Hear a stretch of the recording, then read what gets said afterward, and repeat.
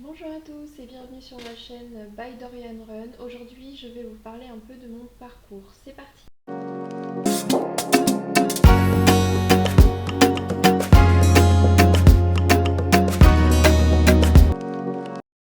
Alors, mon parcours. Déjà, avant de parler de mon parcours, j'aimerais déjà vous dire qu'il vous revient de droit de décider, de choisir votre orientation et à personne d'autre. Ayez en tête que votre métier, vous devez bien le choisir. Personnellement, j'avais envie de trouver un métier qui me passionne, où je peux dire chaque matin, allez, je vais travailler, j'aime ce que je fais, je suis... Enfin, un métier, c'est vraiment une grosse partie de votre vie.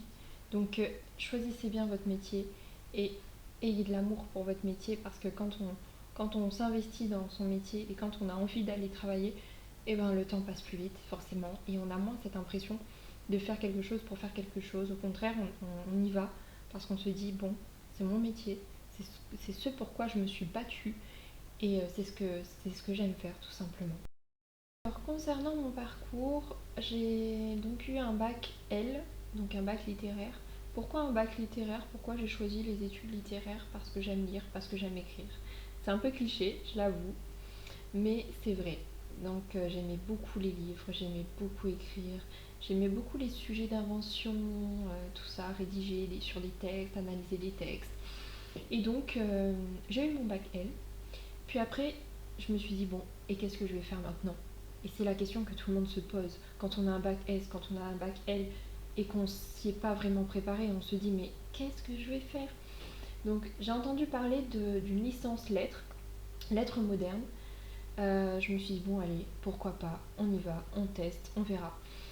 Et donc je suis allée, j'ai déménagé sur Saint-Denis, donc j'habite à La Réunion, donc c'est vrai, c'est pas énorme comme distance de Saint-Pierre à Saint-Denis.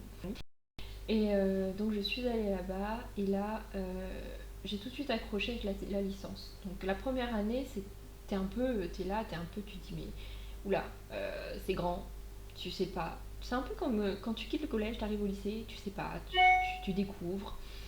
Et donc je me suis dit oula, comment je vais faire, qu'est-ce que je fais, comment je m'oriente.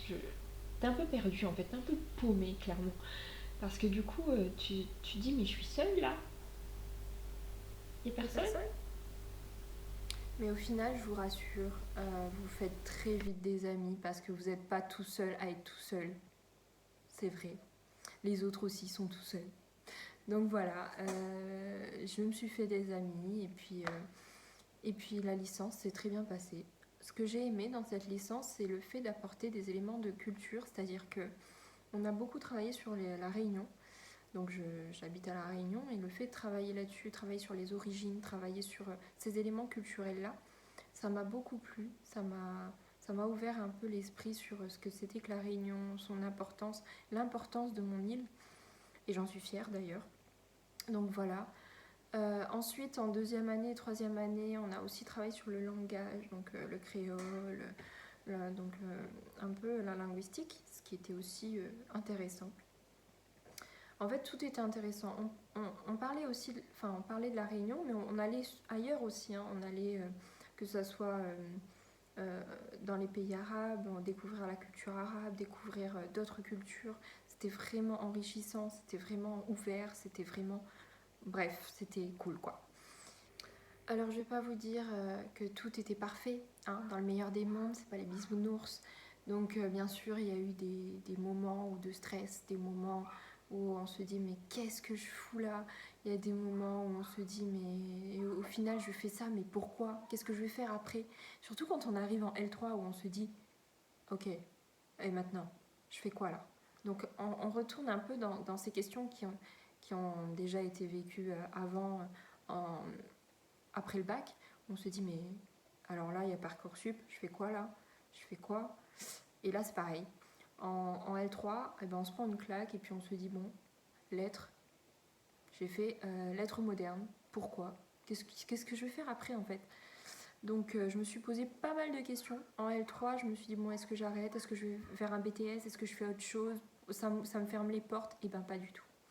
Ça m'a pas du tout fermer les portes, au contraire, il y a beaucoup de portes qui s'ouvrent. C'est pas parce qu'on fait quelque chose de précis comme lettres et pas infocom ou autre que, que forcément on va pas trouver du boulot. Et ben c'est pas du tout. Plus tu fais d'études et normalement plus t'as des portes qui s'ouvrent, non? Donc, après la licence, enfin non, pendant la licence d'abord, on a dû faire un stage en L3. Donc moi j'ai choisi de faire un stage dans un lycée avec une prof de lettres. Et ça s'est super bien passé. Et à ce moment-là, je me suis dit, ça y est, c'est ce métier-là que je veux faire, prof de lettres. Eh ouais. Alors, qu'est-ce qui m'a plu dans ce métier? D'abord, c'est le fait qu'il y a une relation qui se crée avec les élèves.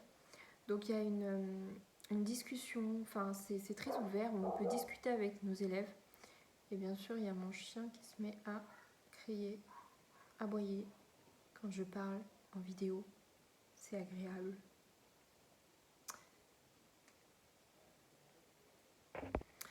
Ensuite, ce qui m'a motivé du moins aussi, c'est le fait qu'on a toujours eu ce rôle d'élève. On ne sait pas vraiment ce qui se passe dans le rôle d'enseignant et on ne s'est jamais posé vraiment la question d'ailleurs. On était trop centré sur nous-mêmes, faut se l'avouer. Donc on ne s'est jamais demandé mais comment l'enseignant il ressent la chose. Enfin comment l'enseignant perçoit la chose. Comment l'enseignant fait pour nous supporter. Et c'est réel. Bon bref. Du coup, en fait, on se rend compte à ce moment-là, du moins quand j'étais en stage, je me suis rendu compte de tout le travail qu'engage l'enseignant en fait, dans ses fiches de préparation de séances, de séquences, qu'il y a du boulot à la maison. Et faut arrêter de croire que les enseignants, quand ils rentrent chez eux, ils n'ont rien à faire, ils nous donnent tout le boulot et puis voilà. Non, il y a un taf derrière. Ah, il y a un taf derrière. Hein. Moi, je l'ai fait le taf et je peux vous dire qu'il y a un taf derrière. Du coup, c'est un métier vraiment intéressant et c'est un métier où je m'engage, enfin, je me suis dit, allez, je m'engage à aider ces jeunes-là à réussir et c'est mon but. Je veux les aider parce que moi, quand j'étais adolescente, je n'avais pas cette aide qu'on a aujourd'hui. Déjà au collège, j'avais pas internet. C'est arrivé très tard, c'est arrivé au lycée, je crois, en seconde, non, en fin de seconde, début première, je crois, j'ai eu l'internet. Et donc, j'ai pas eu tous ces outils-là. Et surtout, avoir une famille qui est derrière toi à te dire bon, t'as fait tes devoirs. Moi, j'avais pas ça. Moi, c'était plutôt bon, bah, je rentre, je vais faire mes devoirs moi-même, de moi-même, parce que j'ai telle chose à faire et que j'ai telle chose à rendre. Et puis, je m'isolais un peu dans ma chambre à faire mes devoirs. Et il y a personne qui me demandait bon, bah, t'as fait tes devoirs? Ben non, il y a personne. Mais par contre, il y a eu un investissement de la part des professeurs. J'ai eu de super professeurs. Bon, j'ai eu d'autres professeurs pas très cool, il faut se l'avouer. Hein. On connaît tous ce genre de profs. Mais ces profs-là, justement, qui m'ont aidé, qui m'ont guidé, ils m'ont marqué. Et j'ai un peu envie de transmettre un peu ce qu'ils m'ont transmis à moi. Et je trouve ça super important d'aider les jeunes de nos jours, surtout de nos jours, parce qu'ils savent pas trop où aller. Ils savent pas trop vers quoi s'orienter. Ils sont un peu perdus. On est tous un peu perdus en vrai.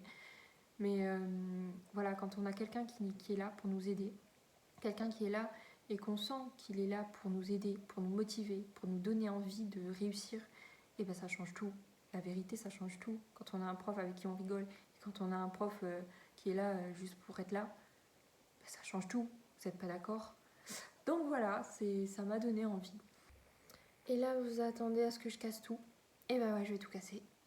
Parce que mon rêve de devenir enseignante en français, il s'est pas réalisé.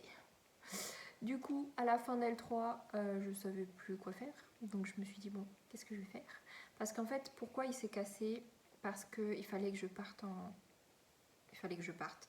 Il fallait que je quitte mon île. Et ça, c'était impossible. Je pouvais pas.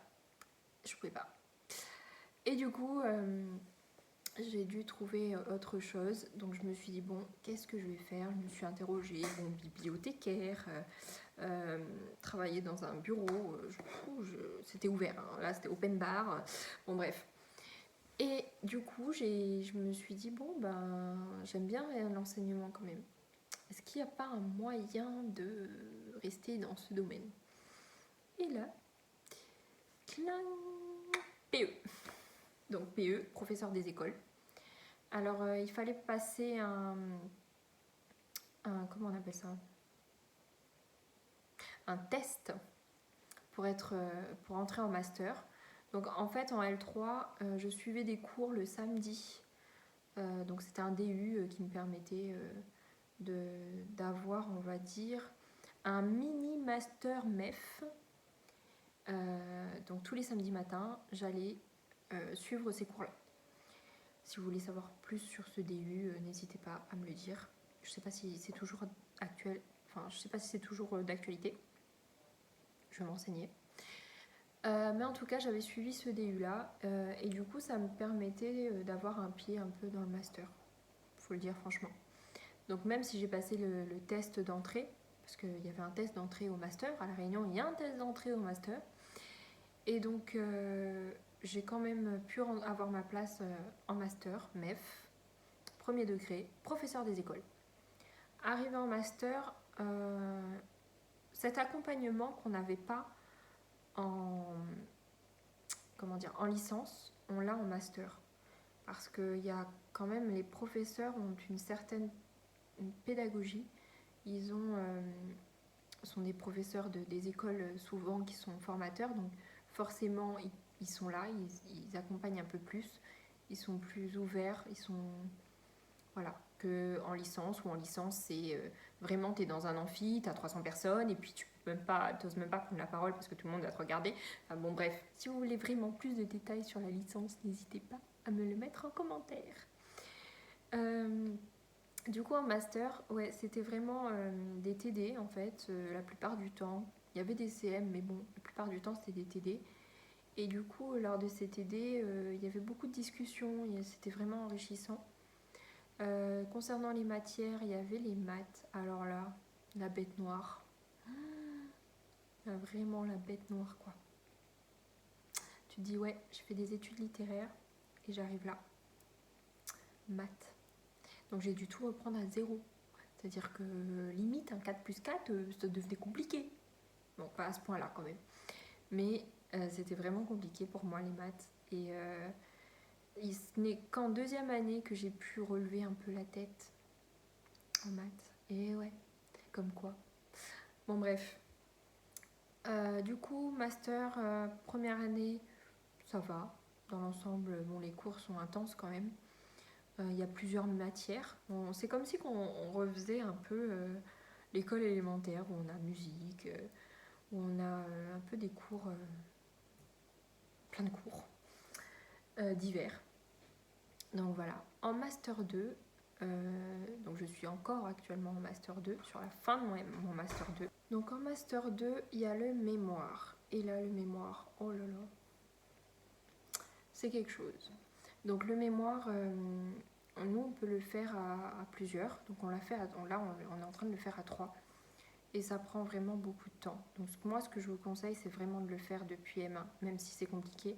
Surtout que nous, on a passé le concours en fin de M1, concours CRPE, pour devenir professeur des écoles. Il faut savoir que c'était dans des circonstances un peu particulières à cause du Covid. Donc ils n'ont pas fait les oraux l'année dernière. Ils ont pris que les personnes sur l'écrit. Donc on était 1900 et quelques, je crois, et ils en ont pris 269 si je ne me trompe pas. Donc c'était très sélectif. Et bah voilà, je ne l'ai pas eu. Donc je l'ai repassé cette année et puis là j'attends les résultats. D'ailleurs, si vous voulez mes conseils, mes fiches ou quoi que ce soit sur le CRPE, si vous voulez le passer l'année prochaine, n'hésitez pas. D'ailleurs, l'année prochaine, le concours change. Donc si vous voulez que je vous en parle, n'hésitez pas à me mettre en commentaire ou à me poser des questions en commentaire.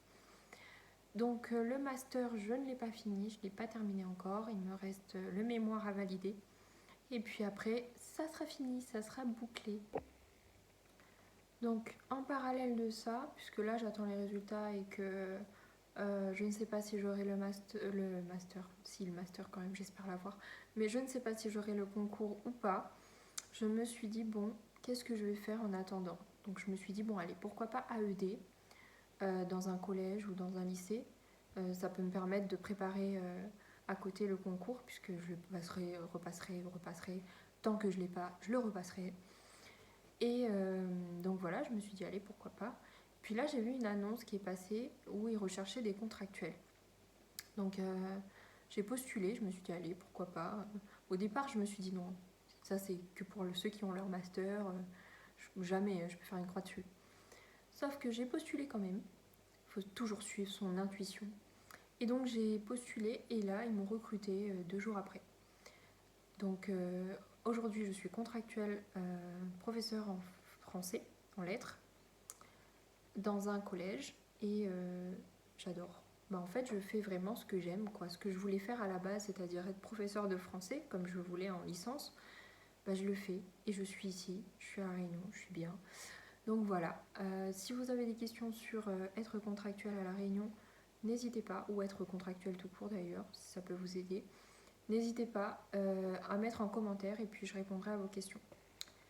Donc voilà, je pense avoir fait le tour de mon parcours. Donc si vous avez des questions, n'hésitez pas.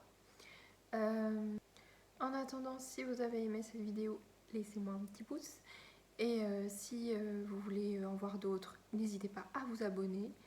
Et voilà, on se retrouve très vite pour de nouvelles vidéos.